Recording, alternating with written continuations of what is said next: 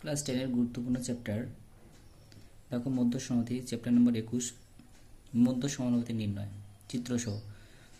√12, √15, √21, √31, 23, 17, 19 এবং 29 এবং 37 সবাই √12 আছে।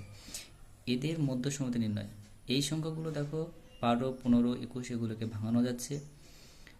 12কে ভাঙলে কী হবে? 3 এ 4 12, 3 5 15, 15কে ভাঙলে 21, 3 7 21। কিন্তু এই সংখ্যাগুলো সব মৌলিক সংখ্যা, এগুলোকে ভাঙানো যাচ্ছে না। তাহলে এরও একটা নিয়ম আছে, এরও নিয়ম আছে। যেমন আমি 12টাকে করছি √12, এই তিনটার মধ্যে একটা করছি।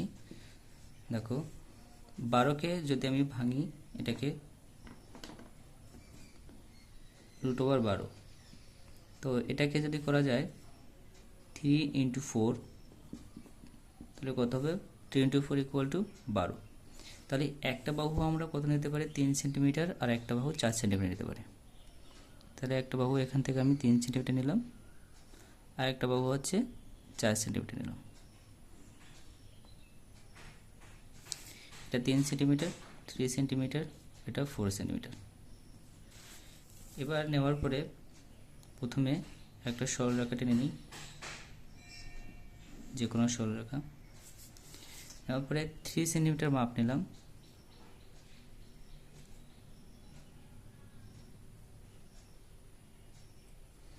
এবার 3 সেন্টিমিটার পরে থেকে এখান থেকে 4 সেন্টিমিটার মাপ নিলাম।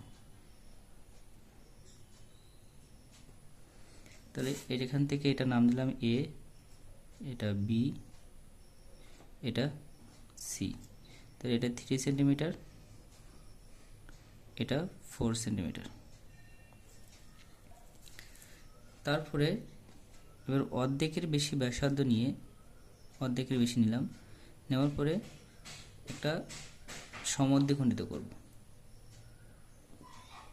দেখো কীভাবে সমদ্বিখণ্ডিত করতে হবে। এটা সমদ্বিখণ্ডিত করলাম। সমদ্বিখণ্ডিত করলে এটা যোগ করে দিলাম।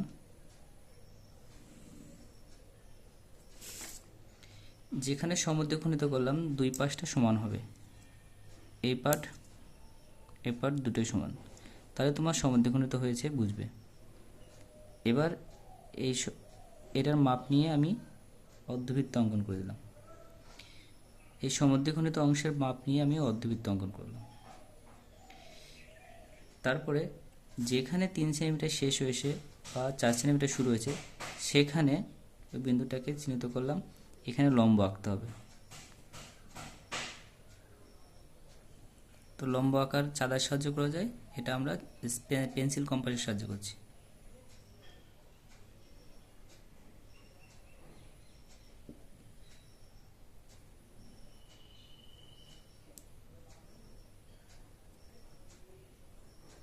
ব্যাস, এবার এটাকে যোগ করে দিলাম। এই যোগটা কিন্তু বৃত্তের বাইরে যাবে না, অর্ধবৃত্তের বাইরে যাবে না।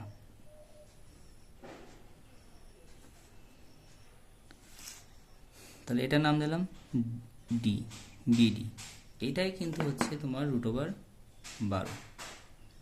কি করে হয় √12 সেটা আমরা প্রমাণ করে দেখি। তাহলে মধ্য সমানুপাতি একটা ফর্মুলা আছে, যে মধ্য সমানুপাতি নির্ণয়ের, মধ্য সমানুপাতি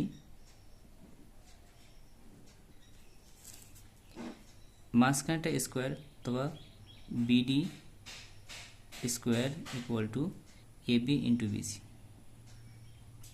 AB × BC। বা পরের লাইনে এটা কী করতে পারি? BD =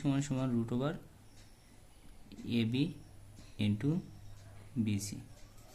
এবার আমরা AB আর BC মান, AB এর মান 3 সেন্টিমিটার, BC মান হচ্ছে 4 সেন্টিমিটার, এখানে বসিয়ে দেবো। এটা 3, এটা 4, তাহলে কত হলো? √12।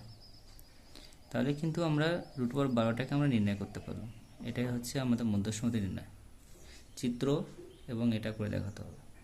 তাহলে পরীক্ষা এটা 5 নম্বরের জন্য খুব ইম্পর্টেন্ট। এবার এই ক্যাটাগরি থেকে দেখাচ্ছি মৌলিক সংখ্যা থেকে কিভাবে মধ্য সমানুপাতি নির্ণয় করতে হয়। তবে এখান থেকে √19টাকে দেখাবো।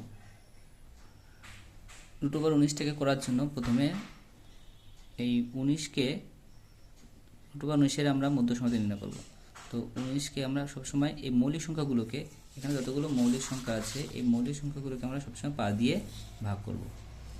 দেখো পা দিয়ে আমি যদি 19কে ভাগ করি তাহলে কত হবে, দেখো 3 × 5 = 15, 4 বিয়োগ করলে দশমিক নিয়ে 0 5 8 40। তাহলে একটা বাহু হচ্ছে 5 সেন্টিমিটার আর একটা হচ্ছে 3.8 সেন্টিমিটার, এটা নেব আমরা। তাহলে একটা বাহু হচ্ছে 5 সেন্টিমিটার আর একটা 3.8 সেন্টিমিটার। 3.8 সেন্টিমিটার নিচ্ছে আগে, এই 5 এই 8, 3.8 আর একটা হচ্ছে 5 সেন্টিমিটার।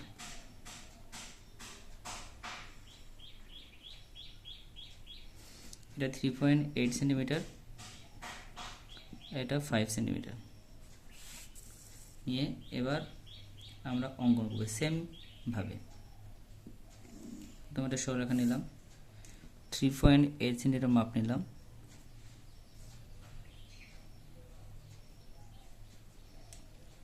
এটা 5 সেন্টিমিটার মাপ নিলাম,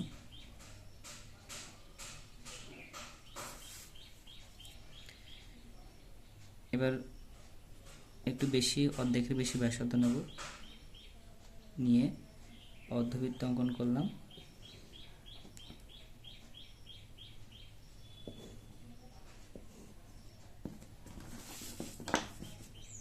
এটাকে সমদ্বিখণ্ডিত করলাম।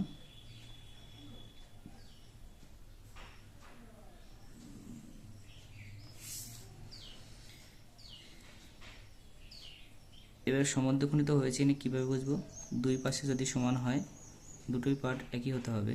দেখো দুটোই পার্ট একই, এ পার্ট এবং এবার দুটো পার্টই একই হয়েছে।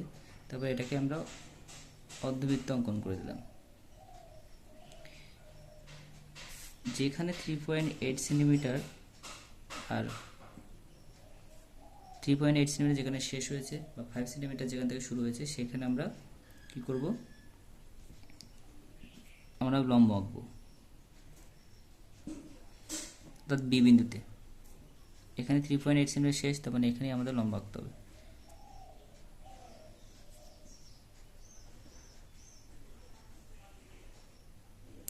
এই